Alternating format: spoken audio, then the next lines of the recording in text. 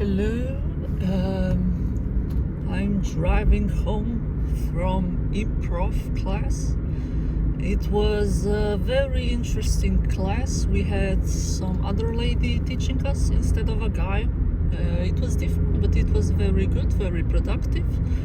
I had one scene with a guy where we had to dance, and I just noticed that like we were holding hands and a bit of like shoulder, and I noticed my hand was shaking.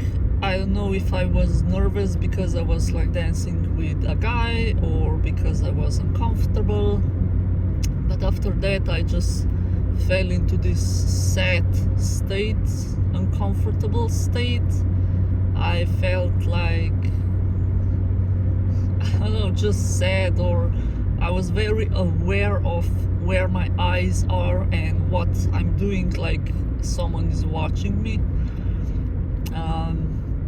I wanted to speak with a guy that I met last year, because like this year group is a mix of 3 different groups, because not enough people stayed, so they gathered 3 different groups into one. And I know this guy from last group. I find him very not comforting, but I know him. So I tried talking to him, but I didn't know what to say because I was, I don't know, sad and tired.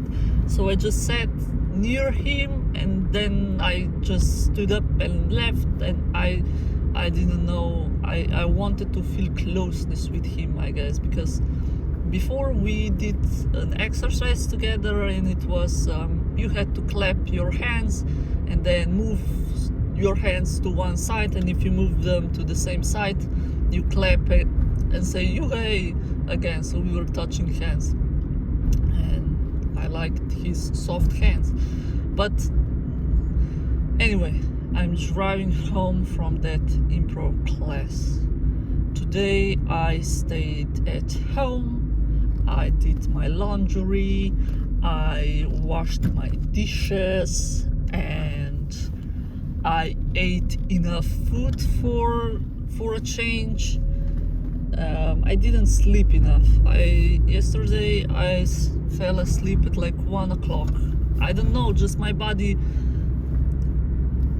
was aching, I guess. I don't know if from climbing, but just I couldn't get comfortable. Nothing was comfortable. Or maybe it was because I didn't shower to not wake my sister, of course. Because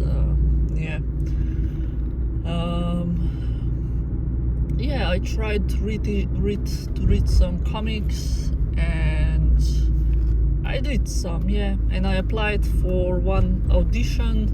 It was like last minute apply for performing in commercial as a climber. So you had to film yourself telling some personal information and then showing yourself in a full climbing gear, and then you had to also send a video of you climbing, and a few photos like from face and a full body picture updated. So I did that. I was avoiding this task for a long time because in my head I was like, I'm not gonna get it, so what's the point? I'm not gonna get the role. I'm just not. Mostly these thoughts came from knowing my face is very asymmetrical. Like, people, when they first see me, they definitely notice my weird face, my I don't want to say ugly, but ugly face, and then they get used to it, and then they don't find it ugly anymore. But I think that first impression that people get of my face, it's like, oh, this face is not beautiful. I had problems with my face most of my time. Like, I can change my body, but I cannot change my face. I had some realization, like, this is a face of my mother, and I think my mother is beautiful, so this face is beautiful as well. And there is also some exercise that I could try, thumb pulling and other exercise for your tongue and to widen your palate and stuff like this. I just don't get to it because it will take a very, very long time for probably no results at all. But I should at least try to do some because my skin is also very droopy on my face. I don't have any cheeks. There is just like bone and flesh, and then under my where there should be a jaw, there is just a lump of skin. It's not so horrible as I described it, but that's how I understand it, or that's how I describe it. I was dealing with this image in a way that whenever I felt pretty, whenever I felt that my face looks very nice, I would film myself or take a picture so that I would have a proof that at some point in my life I felt pretty. So the me saying that my face is ugly is not true. I remember one time I was filming, I had a really good hair day. Like, they were so shiny and nice and interesting, and I think I had like a green t-shirt on, and the lighting was perfect, and I just started filming myself. But I stared at the phone, and I captured the moment of me staring at my phone and being in love with the picture. There is even a moment when I looked in the mirror for like, is this really me? Do I really look like this? I was very, I liked what I saw. So yeah, I always feel like with men that they like my body, they like how it looks, and then they just like go like, oh yeah, okay, we can deal with the face or something.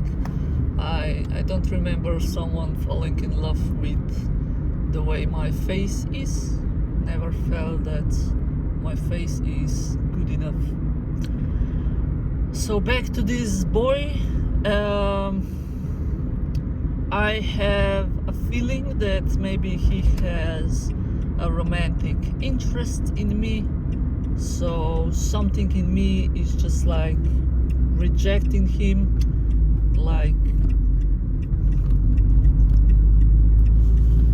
I feel like I was possessed, like that he not took advantage of the scene, not at all, but just like we had one scene together, we did no exercise together, and now we're holding hands. It wasn't such a big barrier that he crossed. He probably didn't do it on purpose, but I still felt like my boundaries were crossed. After the improv show, he asked me if everything is okay, that he noticed that I was sad and not really paying attention and yawning a lot, and he told me that if I need to talk to someone, there is always someone to talk to, which was very, very nice. I appreciated that he noticed that. But then we went on to get some drinks after the improv shop, and I felt like I'm being under the microscope, so I was very aware of what I was doing and trying to not do those stuff. And then I just gulped my tea so that I could left sooner, and as soon as I left I was breathing very deeply the cold air in to calm myself down, and I feel way more calm and comfortable now. So yeah, that was the day.